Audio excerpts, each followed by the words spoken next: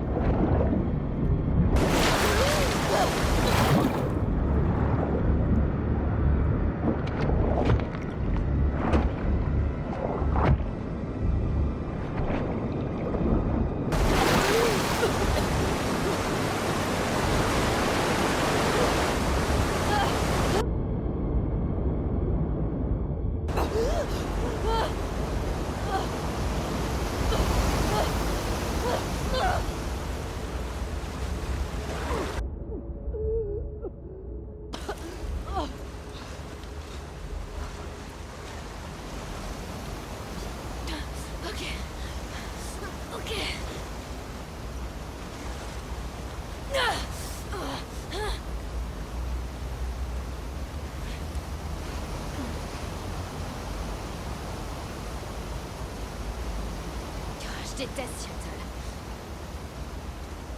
Bon, où est-ce que je suis?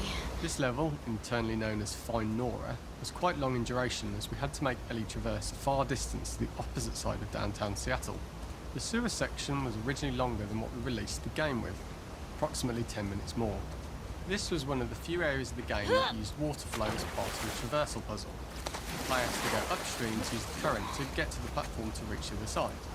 We mostly cut this mechanic game-wide, however it remained in essence in the section swimming to the aquarium as Ellie when you were avoiding the waves.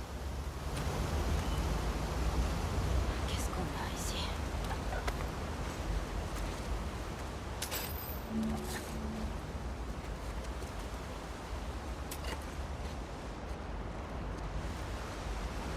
When players reach the doorway and enter into the room, they are faced with a dead end. The real reason for this dead-end room is that on the reversal when exiting back out of the doorway, players are faced with the route onwards. A pipe that they'd not been able to see when they were swept past it on the way in, and something that was hidden from view when on the side platforms. The intention here being that the only option is to go off the standard path in order to search for a way out. The ladder acts as an immediate goal for the player, but being able to climb out is not going to be so easy. To keep levels interesting and engaging, we alternate between positive and negative values the player experiences. Here, it's a positive to have found a ladder, but then a negative to discover it's not the solution. But then another positive to identify the next short-term goal of the doorway. By alternating between these opposing values, we give players what they expect, but not how they expect it. J'y étais presque.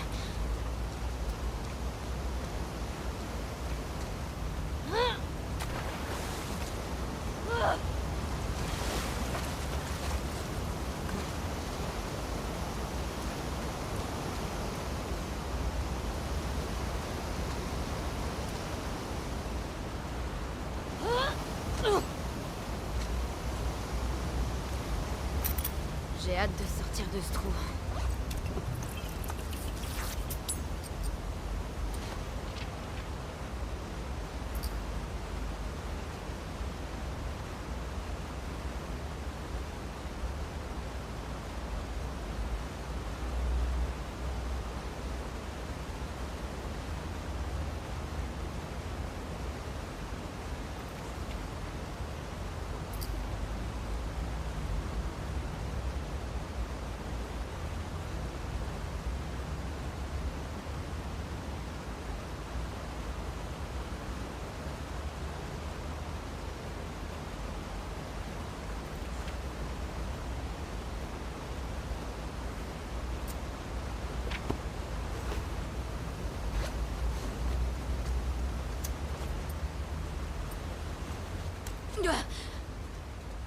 Throughout the rest of the level, we also used light to indicate to the player that they were heading in the right direction. At each turn, however, we blocked the direct route forward. Players would know that they just have to keep finding alternative paths, promoting those feelings of being desperate and trapped. We slowly introduced the player to consider climbing into smaller pipes and crouching in these tight spaces. This is to slowly build up to and encourage the player to climb into such small pipes that they have to be crawling on their stomach, which is something that the player previously may not have recognised as a playable space, let alone the desired route they need to take. We added a tiny space just to reward the player's exploration with a pickup item, and we made sure it was something that made sense that you'd find in this area. A canister and all the garbage that had been washed into the sewers from the surface.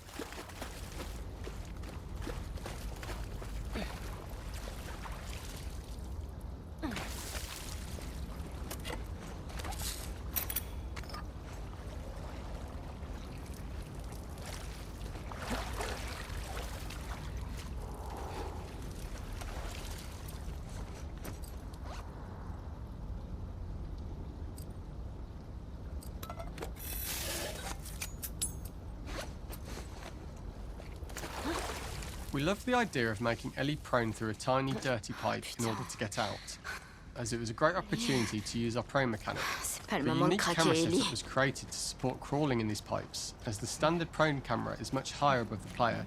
We also created custom collision in order for Ellie to manoeuvre in these tight spaces easily. Initially, the oblong collision capsule around her character caused issues crawling around corners. We put extra effort into the custom corner collision so the movement experience is as smooth as the main game. In order for the player to feel cramped, claustrophobic and desperate, we'd been enforcing the traversal mechanics that allow for a tight environment which promote these feelings. We introduced the use of the squeeze through so that we can keep the player feeling enclosed and tight, but without repeating the same geometry. Here we changed from low ceilings with wider walls to high ceilings and tight walls to change up the spatial pacing and keep the level from repeating itself. Ah, l'univers est contre moi, putain.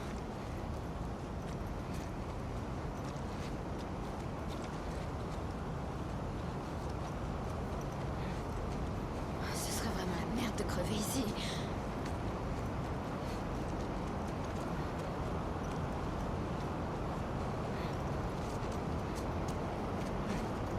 Originally, we had the waterline much higher here, so players had to swim through this tight tunnel. However, from watching user test feedback, it was occasionally causing people to discount the route entirely and turn back on themselves. So to avoid any risk of this happening in the final game, we present a lower water level so the tunnel is easy to see and commit to using. Although this isn't as impactful without the prone swim, it's the better decision as it means a smooth experience for the player with no backtracking frustration. Merde.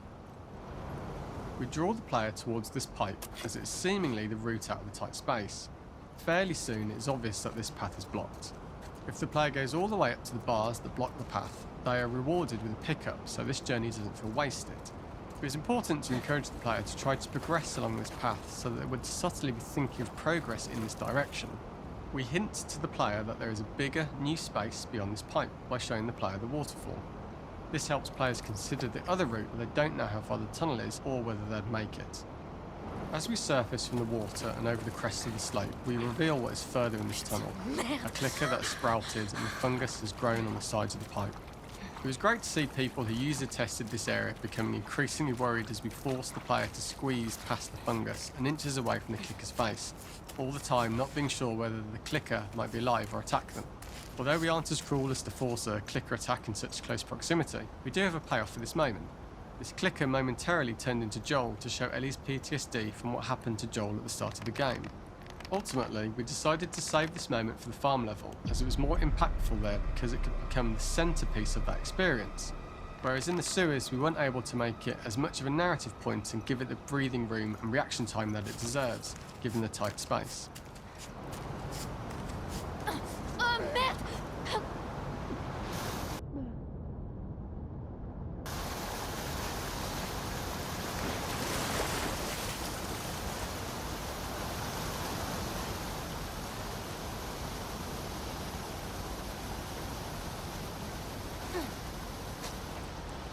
For the final section, we eventually opened you out into a wider area as you traverse through such tight spaces leading up to this.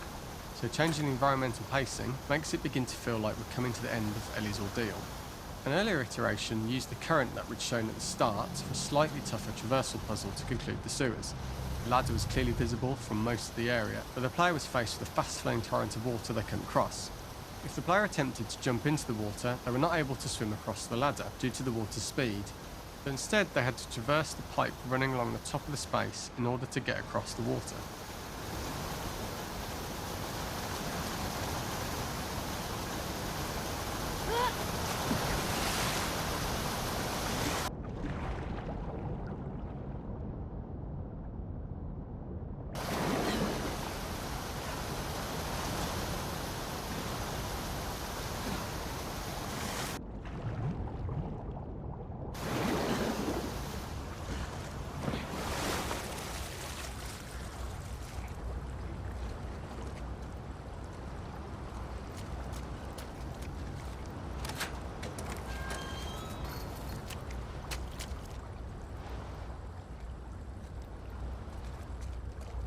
This is the first time we get to see stalkers that are embedded into the walls.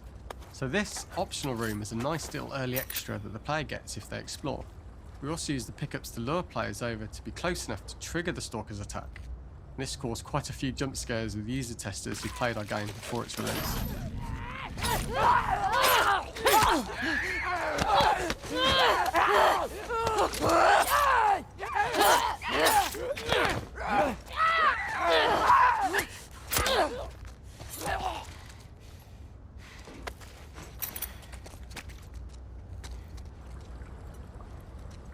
Ah, cool.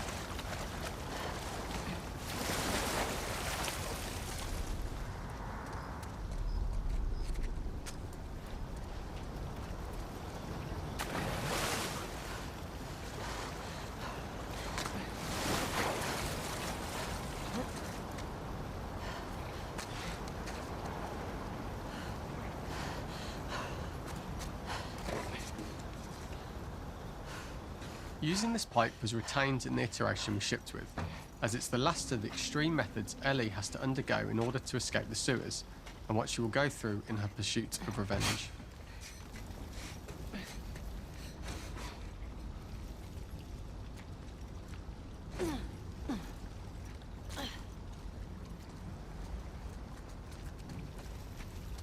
The last ladder climb is quite lengthy, and although we could have trimmed it down to a shorter climb, we liked how this last segment of the journey built anticipation for whether there was success at the top or not after all you've been through. Ultimately, the ladder exits out into the subway station, which is how it connects in the final game. Ellie then has to find her way to the hospital from here, crossing paths with the scars for the first time.